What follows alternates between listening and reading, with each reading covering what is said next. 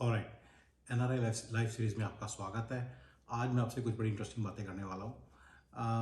अभी भी एक बच्चे ने सवाल पूछा है कि उनका कोई my friend is about 20 years old and वो उनका फ्रेंड आगे अमेरिका गया है। He is only 22 years old. Actually उनके फादर के फ्रेंड का बेटा है, तो सी द राइवलरी। तो मतलब कि तो क्या होता है कि वो बच्चा वहाँ पे जाते सारी, जो 22 साल का लड़का है, उसने जाने के with in 1 month 2.5 lakh India rupees India भेजे। तो क्वेश्चन उठता है कि भाई एनआरआई लाइफ में इतनी भी क्या बुराई है, और ये बंदा जब गया इतने उसने पैसे भेजे हैं तो क्या फ़र्क पड़ता है, मतलब क्या बुराई है इसमें, मतलब ये हो क्या रहा है, इज़ इट इवन राइट और इज़ इट इवन रॉन्ग, मतलब व्हाट्स गोइंग ऑन। तो इसका मैं आपको बताता हूँ, इसके पीछे बड़ा सिंपल सी साइंस है। मेरा एक बड़ा इंपॉर्टेंट पर्सपेक्टिव है जो मैंने आपको बहुत बार एक्सप्लेन किया पहले भी। It's one of my master frame of reference. तो उनमें से एक है कि जब एक बंदा यहाँ पे आता है तो वो कुछ स्टेजेस में से होकर जाता है। जो उसकी जो वेरी फर्स्ट स्टेज होती है वो होती है कि वो एक बंदा he lives as a bachelor. He lives as a bachelor and then उसकी जो पहली स्टेज होती है वो ये होती है कि he lives as a bachelor. And उसके बाद वो उस बैचलर वाली जो फेज़ होती है उसमें क्या होता है कि 4-5 लोग एक ही रूम में रह रहे हैं, एक ही घर में रह रहे हैं। तो मैं अपना बता सकता हूँ कि when I first came here, मतलब कि हम 5 लोग 2 बेडरूम के घर में रहते थे। मैं थोड़ा सा बेटर रहता था बिकॉज मैं एक जॉब पे आया था, मैं आईटी में जॉब करता था। तो जो लोग आए हैं, मतलब जो लोग गैस स्टेशन वगैरह पे काम करने आते हैं, उनके तो फिर इनकम भी कुछ नहीं होती। तो वो लोग जो लोग गैस स्टेशन वगैरह पे काम करने आते हैं उनकी तो इनकम भी कुछ नहीं होती। तो वो लोग तो बहुत ही बुरी हालत में रहते हैं। एक एक बेडरूम में 5-5 लोग रहते हैं, वो सिर्फ सोने उस बेडरूम में आते हैं। ड्यूरिंग द बैचलर स्टेज आपका खर्चा बिल्कुल जीरो कर सकते हो, आप बहुत कम कर सकते हो। लेकिन अपनी इनकम जो है आप मेहनत कर करके ही 16-16 घंटे काम करके काफ़ी कर सकते हो। तो this is the most lucrative stage. ये जो बैचलर स्टेज है इसमें सबसे ज़्यादा पैसे होते हैं। एक्चुअली सेकेंड स्टेज आती है, आपकी वाइफ आ जाती है, आपकी इनकम होगी डबल, और आपके कोई बच्चे नहीं हैं, और आपका लाइफस्टाइल वैसे ही रहता है। मतलब आप क्या करते हो, इंस्टेड ऑफ लाइक आप ऐसे एक बैचलर पैड में तो नहीं रह सकते, बट आप एक 2 बेडरूम का या 1 बेडरूम का अपार्टमेंट ले लेते हो और उसमें रहने लग जाते हो। अभी आपके खर्चे उतने नहीं हुए, प्रोपोर्शनेट हाई हुए, बट आपकी इनकम बढ़ गई है। इसको हम डिंक स्टेज बोलते हैं, डबल इनकम नो किड्स। जब double income no kids stage होती है तो उसमें आपकी काफ़ी ज़्यादा सेविंग होती है। तो एक्चुअली ये सबसे ज़्यादा ल्यूक्रेटिव स्टेज है देखा जाए तो, क्योंकि इसमें काफ़ी पैसा आपका बन जाता है। अगर आपकी वाइफ ठीक है, जो मेरे को लगता है सभी की नॉर्मल होती है, तो वो लोग चला लेते हैं। जब बंदे को प्रॉब्लम तो आने से लगती है जब उसका फर्स्ट बेबी होता है। जब फर्स्ट बेबी होता है उसका खर्चा आता है, जिम्मेदारियां आती हैं। दोनों हस्बैंड वाइफ अगर जॉब करेंगे तो बच्चे को दिन में कौन देखेगा।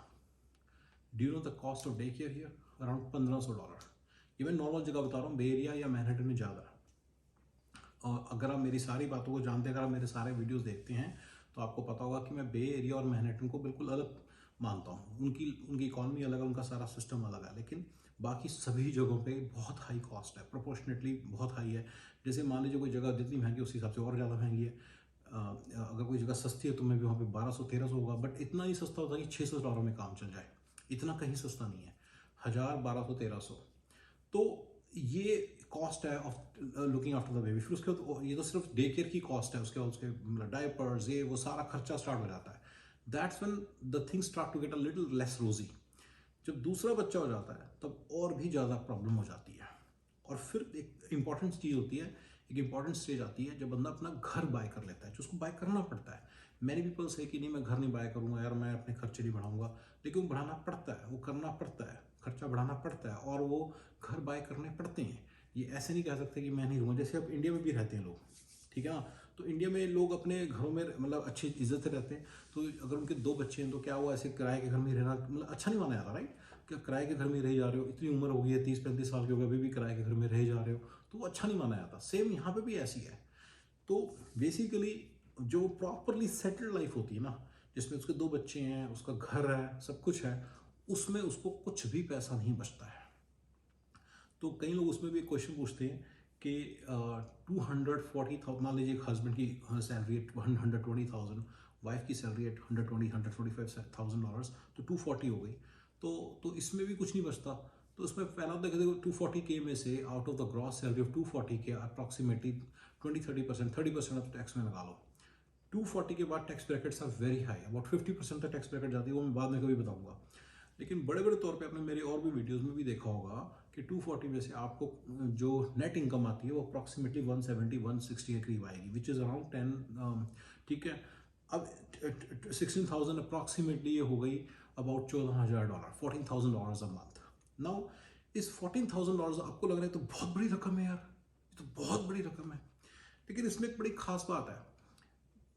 एवरीबडी नाउ इस कंट्री में जब एक बंदा आता है उसके 3 या 4 प्रोजेक्ट्स उसके सामने सामने आते हैं। सबसे पहला प्रोजेक्ट होता है उसका घर, उसको घर अपना पे ऑफ करना होता है, जो मैंने आपको बता दिया, घर ले लिया, जब उसका ये बड़ा खर्चा स्टार्ट होता है तो ये बहुत बड़ी प्रॉब्लम है। दूसरा उसके लिए जो प्रोजेक्ट होता है वो होता है उसके लिए बड़ा इंपॉर्टेंट चीज़ होती है उसके बच्चों की एजुकेशन, उसके बच्चों का कॉलेज।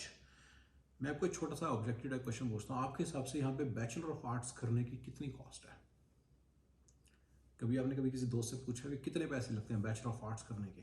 और अगर आपने डॉक्टर बनना है, MBBS यहाँ की डॉक्टरी करनी है, तो कितनी कॉस्ट है? तो मैं आपको उसका आंसर देता हूँ। यहाँ पे बैचलर ऑफ आर्ट्स करने की जो कॉस्ट है एक बच्चे की अराउंड $250,000 है, और जो MBBS है उसकी जो कॉस्ट है 500,000 के करीब पड़ती है। अगर आपके 2 बच्चे हैं तो आपको, अगर वर्स्ट के सिनेरियो में 500,000 और बेस्ट के सिनेरियो में आपको $1 मिलियन आपको इकट्ठे करने हैं। तो $1 मिलियन अगर आप 12 साल या 15 साल में इसको डिवाइड करते हो, so divide it among in 15 years, then you realise it's about $60,000 to $70,000 a year that you have to save. तो जो आपके पैसे बच रहे हैं ना, जिसको भी थोड़ा बहुत पता है, जो भी थोड़ा सा समझदारी से काम करते हो, देखते हैं पैसे तो चाहिए होंगे आगे जाके, तो सेव करने लग जाता है, और उसको सेव करने पड़ते हैं। अगर वो सेव नहीं करेगा तो उसके बच्चे कहाँ जाएंगे college? They can not go to college, वो +2 के बाद ही बिखर जाएंगे। यहाँ पे आपको पता होगा गोरों के बच्चे कभी भी कॉलेज नहीं, मतलब बहुत कम गोरों के, आपने सुनी हुई बातें, वो बिल्कुल सच है, गोरों के बच्चे कम जाते हैं कॉलेज। उसका रीज़न यही है कि वो बहुत कॉस्टली है।